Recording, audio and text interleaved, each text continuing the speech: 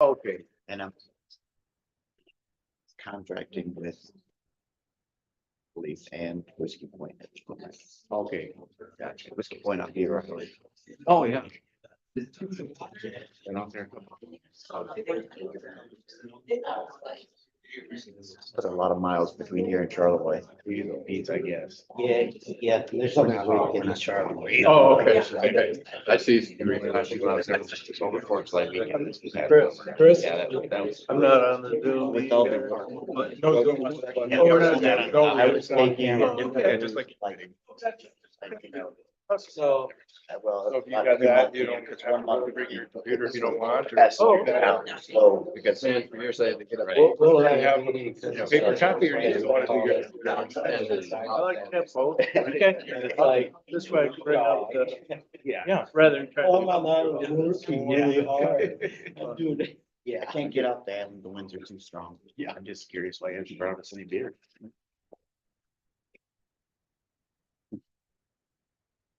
Oh.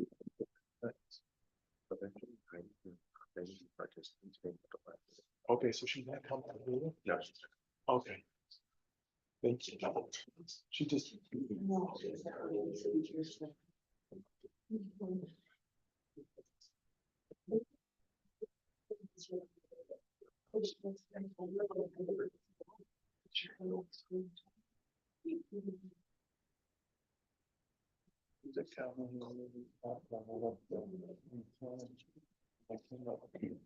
Sometimes he zooms.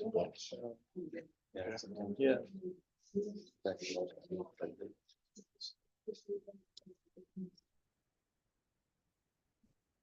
I mean, I read the contract, so extension. If you want, then it's.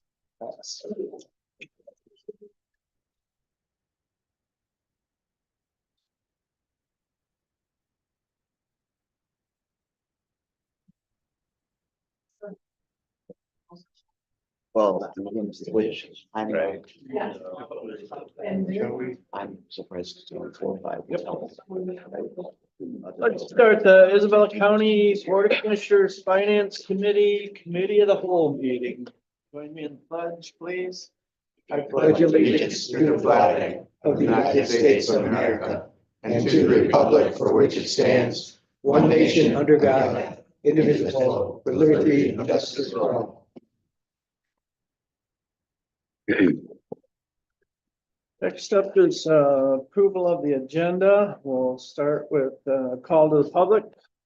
And then we'll move through our various. You want to do roll call first?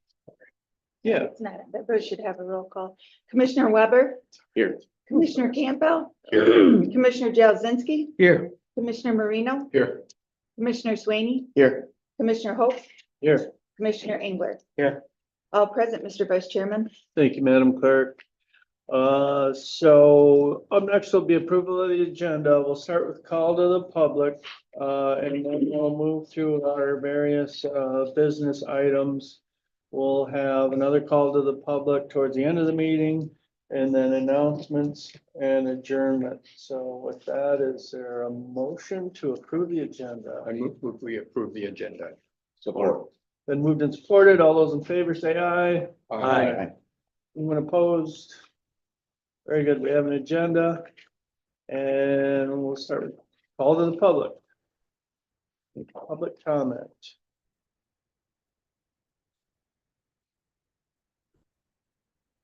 Seeing none, we'll move on to item 4 is consider approving the First Amendment to the agreement inmate healthcare services between WellPath LLC and Isabella County for the period of October 1st, 2024 to December 31st, 2024, and authorize the board chairperson to sign the same.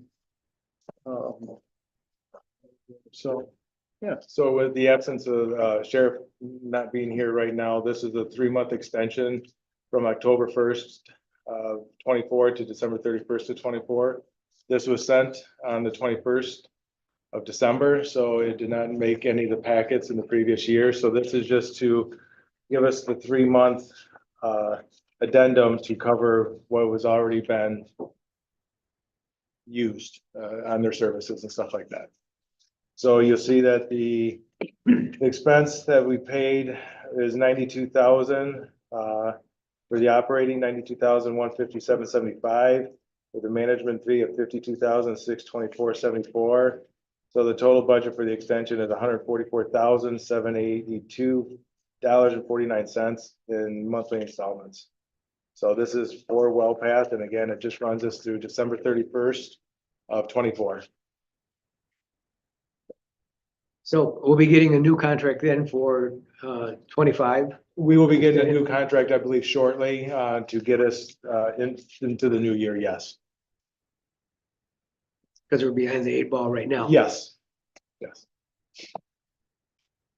And the reason we didn't do a year contract from last October is they're still trying to negotiate Yes. this year's contract. Okay. And I know the WellPath is going through some bankruptcy proceedings and stuff, but their inmate healthcare, it's just basically dividing up one of their entities. I think they have healthcare, and then they got mental health, and I think they're separating those out and stuff. So which should never impact us moving forward.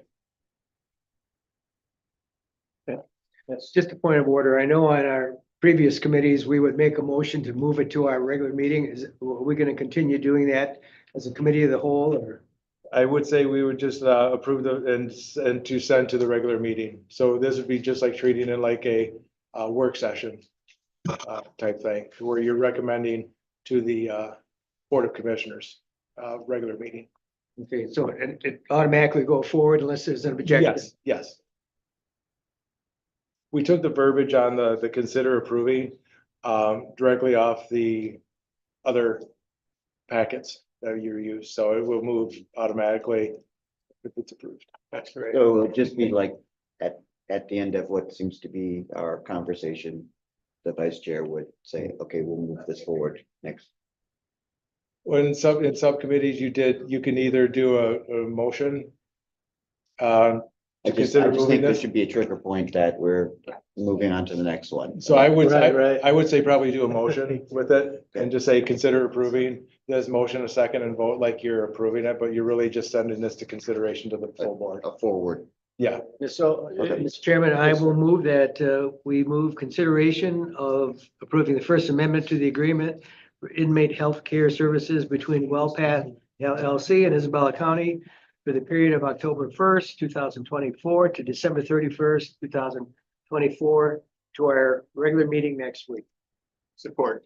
been moved and supported to send item 4 to our regular meeting next week. Any further discussion? Hearing none, all those in favor say aye. Aye. Anyone opposed, say no. Very good.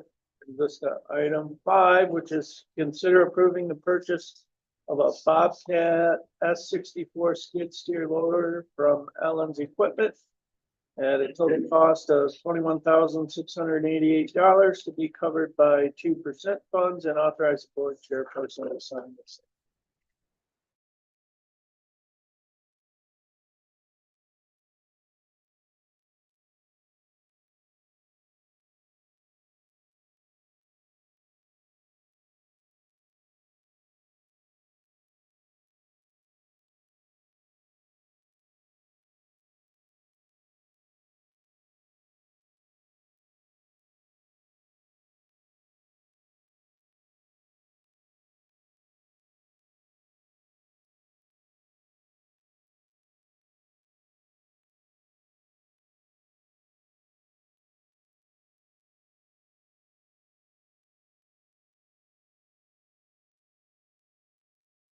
So we have to go to an S64.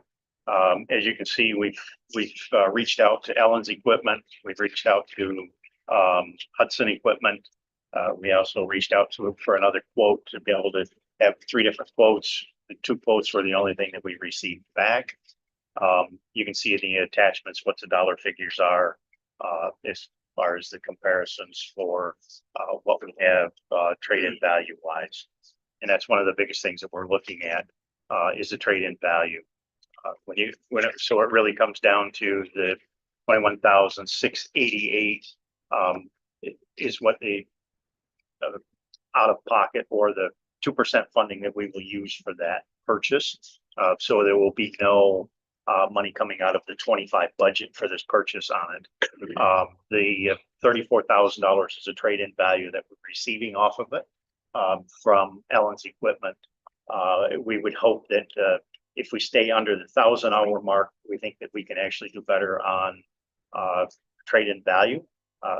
We think that we can get a little bit closer to another 10 grand in reduction on that. So what it'll end up being is that we try to monitor the hours as closely as possible to be able to get that trade-in value back out of it.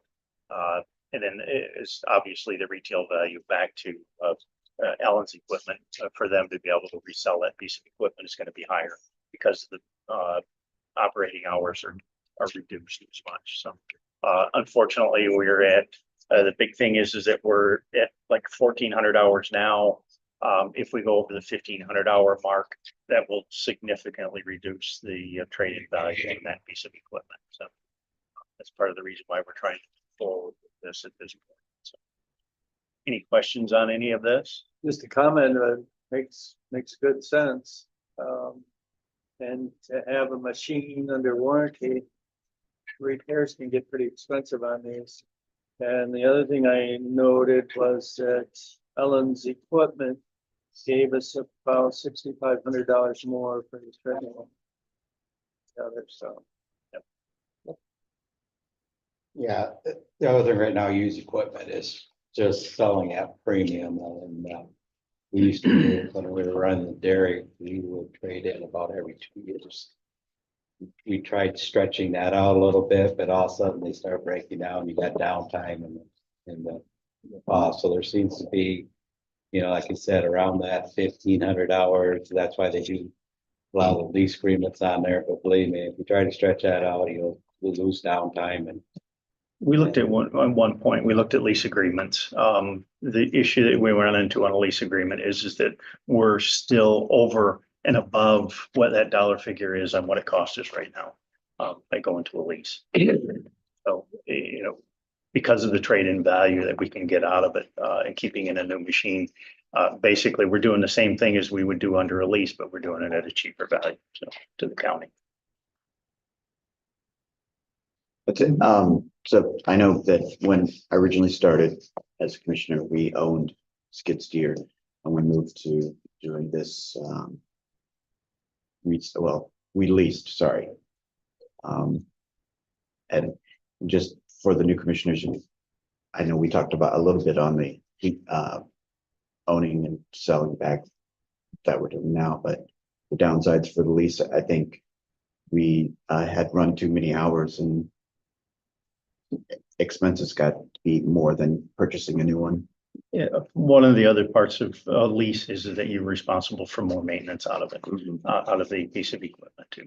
So that's part of the reason why a full trade value and changing every year makes it a lot more sense.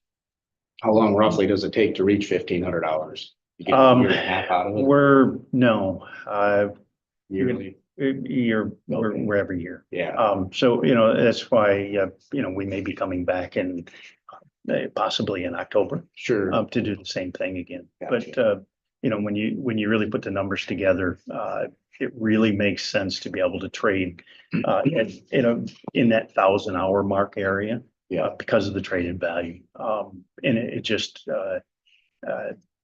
previously where we were at, we went off of we purchased the equipment. I'm going to say 5 years ago, we purchased a piece of equipment. And administration did not want to do a trade-in on it. They wanted to just be able to keep it. We ended up with what you see in trade-in value there. We ended up with that in maintenance. Plus the downtime. Because the equipment had major engine issues and, we ended up with $36,000 or $37,000 in repairs on a piece of equipment that realistically, was a year and a half old. Wow. Or, a year and a half to 2 years. So, I mean, it's part of the reason why we look at trying to roll it over that fast. And the other thing that, I don't know why John Deere International, New Holland does this, about every 6 months, their lease program is completely different. So it's like, you think you know what you're getting, and then sometimes it'll be a year. You almost gotta check them every time you're going there, because they're always different. I said, And we look at my deal They just- pricing as well, you know, and I mean, because that's part of it is that we, you know, I mean, myself, my operations supervisor do everything we can to make sure that we're saving money. You look at my deal, you look at Ellen's equipment, you look at possibly McConnell's, you know, Hudson equipment. You look at all the local dealers, and most of the 9 times out of 10, the local dealers will beat my deal pricing.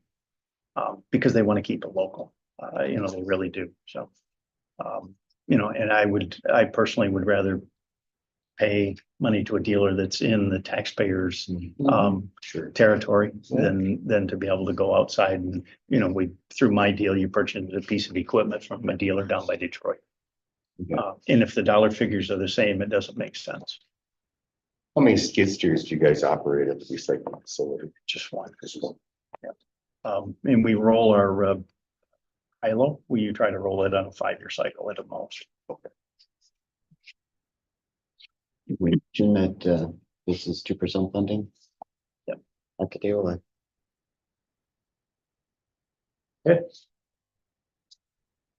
I'll move that we move forward to the business meeting. Support. And moved and supported to move item 5 to the regular meeting next week. All those in favor, is there any further discussion first? Thank you. And thank you, Jake. Thanks. Hearing none, all those in favor say aye. Anyone opposed, say no. Very good. We'll move that item forward. Brings us down to item 6, which is consider approving the list of financial institutions as required by MCL 129.12 for the 2025 year. And we have our new county treasurer, Kathleen Schaefer. Good morning. Hi. So this is just the annual list of banks and institutions that we use on a daily basis for investments and deposits. So it's the same list from last year. Nothing has changed. It includes any and all. For a while there, we had a lot of name changes and mergers and whatnot, but everything stayed pretty consistent the last year. So this is the same list that you had last year, no additions or subtractions. So if you have any questions? Just a comment. Okay. We know we have a list here, but county still is protected under the FDIC. Up to $250,000 per Correct, institution, correct, but we have much more money exactly. than that can be covered. So we still have some risk, but I know there's an extensive process to look at the stability of these lending institutions. Before doing any Thank you. certain types of investments or going into a new bank or whatever, we do a process of rating banks, and we have good relationships with, and that's what it's a lot about too, is looking into, we go to bankrate.com and we rate the banks, and we can see their activity and their thresholds and their credit situation. And we also use the CDARS program, which they will send whatever funds you have, you know, $1 million or $1.5 million, and at $250,000 increments can send them out to other institutions. It's still, we do it like through Isabella Bank, and you are still using a local institution, but yet they can go and send it out to other places. And so you have your FDIC. Wow, that's neat. So the CDARS program works well. Okay. Yeah, I was not aware of that. Just a comment for the new directors or commissioners here that this is also a requirement of the audit. So Who is the primary bank that the county uses? Most of our funds are with Isabella Bank. They've been a very good, solid partner for many years. They work with us very well. We're a good community partner as well. They are. They are. I will move consideration for approving the list of financial institutions as required by MCL 129.12 to our regular meeting next week. Support. Then moved and supported to move this items, excuse me, item 6 to our regular meeting next week. Any further discussion? And hearing none, all those in favor say aye. Aye. Anyone opposed, say no. Very good. Brings us to item 7, which is consider approving prime contract change order number 31 with Clark Construction in the net additional amount of $12,975 and authorize the board chairperson to sign the same. And I think we're working on getting Heidi onto the Zoom. There she is. Oh, she's on. Oh, can't hear.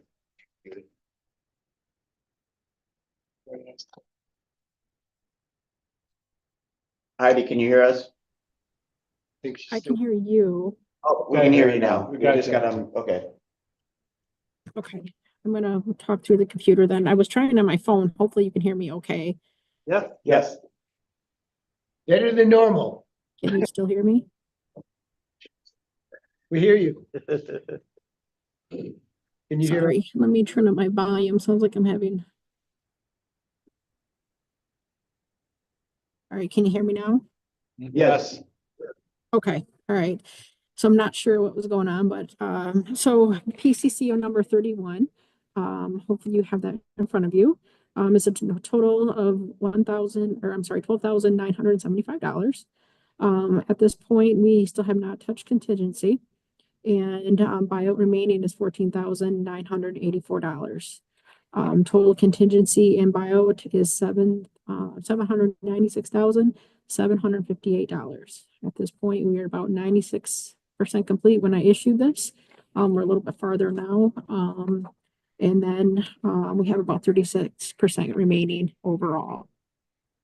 So running through the prime contract change order, starting with PCO number 153. This here was for adding additional gas regulators to the gas main for the requirements of the engineers. That was a total of $4,717. And to paint that was $239 for a deduct from buyout of $4,956. Next item is PCO number 170. This is for, we had to change some light fixtures in a couple of rooms. Actually, we deducted those, sorry, because they were under the cabinets. The sheriff didn't want this in those rooms, and this was at the radio room and a couple other evidence rooms. So we deducted those and turned those over to the client, and that was a credit of $1,011. Moving down to PCO number 171. This one here was for a chase up in the second floor IDF room. We had to build this chase in order to bring up all the conduits and for all the data to go into that IDF room. So that was a cost for the drywall contractor to frame that out, drywall, and then painting for that one. So the total amount was $1,782. Moving down to PCO number 181. This was a request of the sheriff to have an MDOC. We had some windows that MDOC requested that we tint on some observation rooms, just so that the inmates had privacy. And then also at the booking counter, they didn't want inmates to be able to look into the glass windows there and see the cameras and stuff like that on the screens. And then we also added that in the offices around the exterior of the building, so no one could look into the offices. And that was a cost of $14,426. And that was taken from buyout. Item is PCO number 184. We had sheriff had some shelves built, and we installed those for him in the restrooms. These shelves were to hold the vests and also the belts. So that way the officers wouldn't have to take those and leave their guns in their office or anything like that. So this was an add and taken from buyout of $650. Next item on the list is PCO number 213. We had a scope gap. So Clark, when we bid the project out, we told our glazing contractor who bought the aluminum frame entry doors not to provide the cores. It was all gonna be part of our general trades contractor. We missed putting it in his scope of work. So that item there was a, add to the project of $574 and taken from buyout. The next item was PCO number 219. This here during, we had some change out with, at the skylights. We had an exposed wood curb there that, none of us caught during construction that we needed to paint. And so that was an add of $333 and taken from buyout. Next item was PCO number 225. This one is a back charge to McGurk, no cost to the county. The employee from McGurk was out on site and backed into the pedestal that's at the Sally Port. To fix that and replace it was a deduct of $1,047 to McGurk. Next item on the list here, the dishwasher needed a PRB. So that was a back charge to Stafford Smith. William E. Walter had to install that for them to have their dishwasher work properly. Next item on the list was 229. This is to provide card readers at the roof access door. That was an add of $3,864 to Poly Jail and for Konowinski to install the mag locks at the door there was a total of $4,490. The next item on the list is to our PCO number 230. This one here is also about charge to Master Electric for some caulk that needed to be done at one of their lights. And so that was provided by CJ Coatings of $105, so no cost to the project. The next item here is, now that we're finalizing the contractors, we have allowances that we are deducting from contracts. The first item here was from Choice Concrete. We had a deduct of miscellaneous concrete allowance of $9,229 and winter conditions allowance of $10,000, which is a total deduct of $19,229. We had a miscellaneous masonry allowance of $4,703 deducted from Strauss Masonry.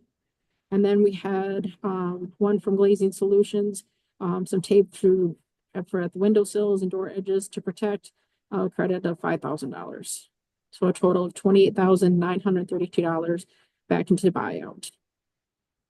The next item on the list was PCO number 238. This one here was a request by the local fire marshal to install caster trucks for the kitchen equipment that's under the hood. And this was an add to the project of $1,372 taken from buyout. The next item on the list is PCO number 237. This one here is stencil signage in the detention areas. This is above the doors. In fact, they just started this today.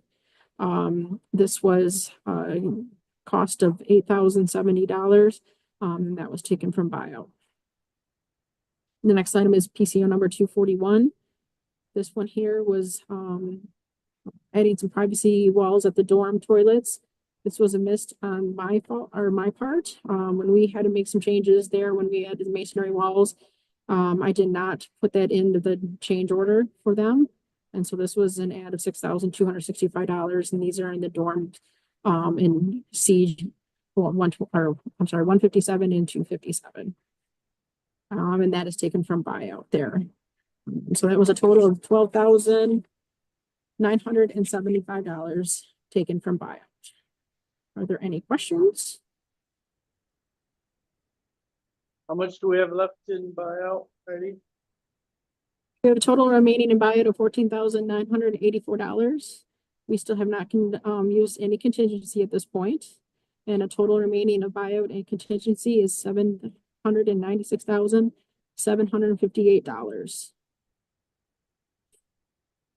And we will be substantially complete at the end of this month. Very good. Yes. Yeah, I think financially, that project is looking really, really good, coming in under budget. And a lot of that is Sheriff and Clark Construction managing that project. And I believe we have one final owner architect contractor meeting coming up on the 23rd. And Correct. there'll be one less meeting off my agenda. But they've done an excellent job, and for anybody that hasn't been in that facility yet, it's quite impressive. Heidi, in your experience, this last 4% finish, when we get, basically to almost done point, I assume we're, clearing up contracts, with subcontractors. Do we see a lot of deducts or extra expenses when we're clearing the books, so to speak? So right now, I've anticipated some costs, and I think you have a PCO report in front of you. We do have some items on there. That is all included in right now in the bio, what are the numbers that I mentioned, that we have $14,984. So anything that's anticipated at this point is on the list. I know we've had a couple of small things come up recently, some back charges and stuff like that. But as right now, we're trying to wrap everything up. So I have an accurate number on the 23rd as best as I can. Yeah. Thank you. Any other questions? Heidi? Mr. Chairman, Yes. I will move consideration of approving prime contract change order number 31 with Clark Construction in the net additional amount of $12,975 to our regular meeting next week. Support. And moved and supported to move this item to our regular meeting next week. Any further discussion? And hearing none, all those in favor say aye. Aye. Anyone opposed, say no. Very good. That moves to the regular session next week. Thank you, Heidi. Thank you. Have a good afternoon. You too. Brings us to item 8, which is consider ratifying and placing on file the December 13th, 2024 invoice list in the amount of $1,300,816.04. The December 20th, 2004 invoice list in the amount of $209,720.01. The December 27th, 2024 invoice list in the amount of $260,605.76. The January 3rd, 2025 invoice list in the amount of $1,164,705.60. And January 10th, 2025 invoice list in the amount of $1,169,786.25. Any questions or comments on any of those? I may just Yes. quickly just explain a Absolutely. little bit as Yeah. we go through the December 13th bills. Out of the over $1.3 million, out of the general fund was $231,988.82, just so the public is aware that not all of the 1.3 is general fund. Some of the bigger items out of there was Middle Michigan Development, the first quarter appropriation for $11,395. Community Mental Health for $54,075 for the first quarter 25 appropriation. And then $17,091.46 for our rent for the temporary administration building. So those are some of the bigger highlights. And then you got a full list of all the invoices that follow that. For the December 20th, out of the total amount of $209,720.01, general fund was $138,555.28. Two of them out of there, I'd like to highlight is Raymond Robson, $25,000 for audit services. That's our progress billing, number one. And then Michigan Municipal Risk Management of $75,746.75 for liability and property insurance payment. We move to the January 3rd. The total amount was $1,164,705.60. General fund was $122,349.65. A couple of those out of theirs was University of Michigan for the monthly medical examiner fees. And then 3 large payments to Acrisure for monthly dental vision and prescriptions. So those take up quite a bit of the 122 on that one. And then we move to the January 10th one, the last one. The total amount was $1,169,786.25. Out of that, the general fund was $109,979.38. And again, the big one out of there was the temporary administration building rent of $17,091.46. And when these are sent out, if any of the commissioners have any questions or comments that they would like to have answered, please reach out to administration. Be more than happy to answer on any of the specifics. Those are just some of the ones that are over $5,000 that I just wanted to bring to your attention. Question on the, I'm sorry, go ahead. Go ahead. Okay, the Michigan Municipal Risk Management from the December 20th, 75,000, is that a quarterly payment? That is or a yearly, that is a quarterly payment, correct? Yeah, it's quarterly. So yeah, it's like 300 and some thousand. Mhm, okay. Great. Yes, sir. Very good. Mr. Sweeney, do you have a question? Yeah, so on the December 13th, there's the $6,000 charge for Mount Pleasant storage. So I just wondered, I don't mean to put our director on the hot seat, but I just would like questions to you, what the ability to, I assume that's a monthly charge, I do not pay that, but I believe so, yes. right? So, my question is it possible to, remove that charge for like a one-time fee of getting movers to move that stuff into, say, the basement of the administration building, which is not used and empty? Or wherever it's convenient to move to. Well, I'm looking at the dates on the description. It says 12/1/24 to 11/1/25. So this is an 11-month contract. Okay, I've read the dates wrong. I thought it was, Yeah, I just double checked the with dates it on being that. a month off, I thought it was, That's one. That's 1 contract. year? Yes, okay. so. I was Makes it like, a little different now. it does make it, Good idea, though. that, well, yeah, so I would assume to move that much stuff for a one-time fee would be about $6,000. Not more. Yeah, Plus, well, I you think, can't have more than I have in my house, and that costs $6,000. my wife stores a lot of stuff in my workshop. I understand the county has a lot of documentations that are in storage. What else is in storage? Everything from that building. Everything, the furniture, desks, filing cabinet. Anything that come out of there is all in storage.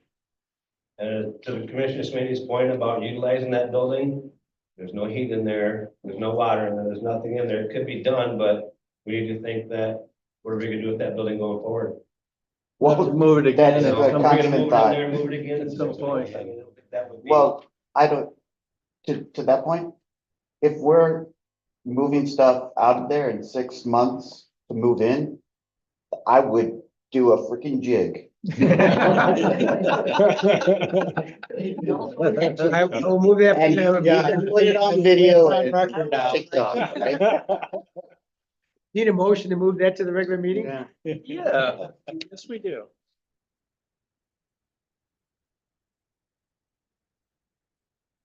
Also move. Support. Okay. That's easy. Okay. Been moved and supported to move this item. Item 8 to the regular meeting. Any further discussion, questions? Hearing none. All those in favor say aye. Aye. All those opposed say no. Very good. That item moves to the regular meeting next week and brings us down to call to the public. See anybody online? Okay. No one online and no one else rushing to the front, so announcements, any announcements? Yes, sir. About 4 of them. Okay. First one is, I know we adopted our meeting schedule for 25, but it didn't deal with the strategic planning workshop that we have had the last couple of years. And it'd be nice to be able to plan for something where we can talk about some of the challenges and some of our goals for the coming year. The next one is, now that we've had most of our layouts have occurred, and we've had a new projection in the budget, I'd like to see a 10-year update on that form. So we know exactly what we're looking at, not only this year, but 10 years down the road in terms of our fiscal strength. The next one is, we've been talking about the opioid settlement. We're getting dollars from the settlement from a lot of pharmaceuticals and pharmacies that right now I think we have over $1.1 million in the bank from that settlement. After a total of 18 years, which I think we're already 2 years into this, we should have close to $4 million. And this must be used for education, treatment, recovery, most of it for people that are afflicted by the opioid disease. And we've been kind of sitting on this for a couple of years. I've been willing to work to move this ahead, and I did have some discussion with Administrator Smith about coming up with a set of bylaws for an advisory committee, which I think is a requirement if we're going to disperse these funds. A little bit of background for our new commissioners. You can spend these dollars as soon as they come in, but is that the best use for it? I think most of the commissioners agree that we'd like to set up a permanent endowment internally, vested with the treasurer's office, and then use the interest earned from the previous year to make grants to service providers to try to get on top of this disease. And I'm willing to put the time in. I didn't want to take anything from Brian, but I know he's got a lot on his plate. And I'm willing to work with Jim and the Isabel Substance Awareness Committee.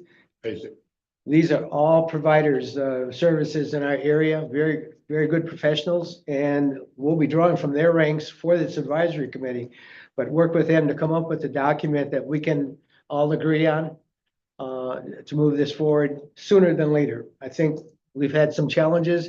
I think this is going to be a feather in our hat and moving forward, a very positive piece of information. So Brian didn't have a problem with that, and unless other commissioners have a problem, I will work in conjunction with Jim Marino, who's the representative to that coalition, and we'll get this document done for review and approval by the board. Also, I don't know if either one of our new commissioners have had a chance to go through the new correctional facility. Have not. There is going to be on January 23rd at 11 a.m. we call it a OAC meeting. I serve, I represent the county to that at that meeting. But if that's something that you'd be like a walkthrough, as soon as the meeting is over, we do a on-site review and we'll give you a chance to see that facility firsthand. It'll be held. It's in the selling port. They moved it around as the building gets completed, but you have to go from the entrance gate to the back side of the building, a selling port, and there'll be probably signs for Clark Construction. Okay. Be there and we'll make you more knowledgeable of that building. So that's Wednesday of next week? Is that the 23rd? Thursday. Thursday. Okay. 11, correct? Yes, 11. Yeah, just real quick though, you might want to bring up, we talked earlier about finding some citizens to sit on rebuild committee, so start getting some names together for Okay. that, so. Okay, thank you. That's all I have. Thank you. Any other announcements? Yes, If I may make a real quick one. absolutely. I have good news on the 9-day early voting. Just want to let you know, we just had a township clerk meeting. And I've made contact with almost all of the township clerks except for one. And 11 out of the 15 we're looking at still staying in as a group. The only change is there will not be an administrative fee, and with the permission of the Board of Commissioners, I will still be handling the computerization of it, setting it up in the computer. The only change is these township clerks will choose one person who will coordinate and work at the 9-day early voting site. So I will educate that person that they choose, and they can pay that person directly. I'm gonna formalize all this. It's not until 2026. We're still under 2025. But we are working to go through everything on the 9-day early voting in regards to all the payments, everything that the state reimbursed. But this is something that's going to help the townships also, so they have more control with the one person that they choose. But all the administration part of it with the computers and stuff will still be handled by us. But it will all be put together and then presented to the board to go through. Yes. So without an administration fee, any of the direct costs that the county would have to, will be supported in some way, or? So what we're trying to do is so there's no direct cost having to flow through the county, and it makes it cleaner and easier on the county. The only thing that I'm having a problem with, and the townships would, is the hiring of their 9-day election inspectors. Since there's 11 townships and there's usually 15 workers for the 9 days, how they're gonna pay those workers with one check. So that might have to come and flow through the county. We'll look at it. It'll be up to administration and you guys. And then they would be billed whatever it is divided by how many townships there are. Say there's 11, then it would be divided by 11 townships. But administration fee wise, whoever is the one working the 9-day early voting, that means they're setting it up. They're gonna train them, show them how to do it and everything, but opening the polls, closing the polls for the entire 9 days and staying there working at it in case there is something. It can't be a township clerk just because it's some of the elections will fall where the township clerk can't be in there. But that's the only thing that the county would not do. So there would be no administration fee. There would be no us having to be there during county time, taking all of that out, cleaning it all up. But I'm still willing and still need your permission though, to continue doing the computerization setup, which is quite difficult because it's in the qualified voter file. You have to have all your qualifications and approval to be in that. So it'll be easier on them because they can decide who that one person is there to kind of have someone they're looking at.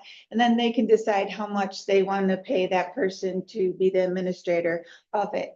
And we'll work with, of course, I work with Brian and also Tim Perone on that. And it will be all set up and ready to go for 2026. We should not have anything, I should say, we shouldn't, for 2025 for 9-day early voting. That being said, if something does pop up, we're still under contract to run it, work it, and make everything smooth for them. But 2026 is August. So we have almost a year and a half to get ready, rock and roll, basically, for the governor's race, August 2026. And currently, they're still under the 2024-2025 agreement, and they all received the final bill for $2,500 for the administration fee. Once we collect that, we're going through all the line items, and that should pay for all the bills, so that they don't have to incur any additional bill for their public testing, their programming, and everything else that they were supposed to pay. So we're looking at it to try and just wipe it all clean, and then we'll be able to present it to all you guys. Sounds good. So I know, speaking for one commissioner, I do appreciate you facilitating the coordination of this. It's been a challenge once it was passed by the state legislature to have everybody in a short period of time to have to change the way they operate. So I don't know if you need action at the next meeting or you have a contract No, I eventually. just wanted to let you guys know, just in case when you're at your townships, you know, when they speak about it or whatever, you guys, but I'm putting it formally into a letter so you guys know exactly everything that's going on in case you guys are at your township board meetings. You'll be able to better speak about it, basically, what's happening for 2026. Okay. Thank you. Thank you. Any other announcements? I just have one, the Employee Healthcare Committee met yesterday. Commissioner Marino and Administrator Smith and I were present for that. For you new commissioners, the Employee Healthcare Committee is something we formed 2 or 3 years ago with various representatives from our employees. And they sit and go through, and I mean, dial right down and comb through everything in those health plans. Which does a couple things. It and it's advisory, and then they make a referral to the board. They think this is what we should do, which is nice. It gets some buy-in from the employees. Gets employees that are very knowledgeable about the plans and disseminate that information out to their people that they work around. And it just kind of brings us to a final healthcare decision on plans that, instead of just coming from the top down, comes from the employees if the board takes their recommendation. Last year, we were looking at a 20% increase in healthcare costs. We the committee went to work and dialed in, changed some details that didn't really make huge changes in the coverage that employees have, but just tweaked some things here and there and got that increase down to 10%, which is much more doable. So one of the things we talked about last year was the opt-out. Employees get used to get $2,600 to opt out of the insurance if they had coverage through a spouse or something. We doubled that to $5,200, which caused, I was a little skeptical of that. But our opt-outs went from 7 to 15. So there's 8 more people that opted out. And if those people had been on family plans, we don't know exactly what plan they would have been on, but if you figure they were on a family plan, that's $20,000 each. That's a savings of $160,000 to double that opt-out cost of $5,200. So it more than paid for itself, and so worked out good. That's we'll get real busy in June when renewals come back, and we have to dial into those again. We're kind of looking at wellness challenges and possibly a wellness program. Any other announcements? Hearing none, is there a motion to adjourn? So moved. Support. Been moved and supported. All those in favor say aye. Aye.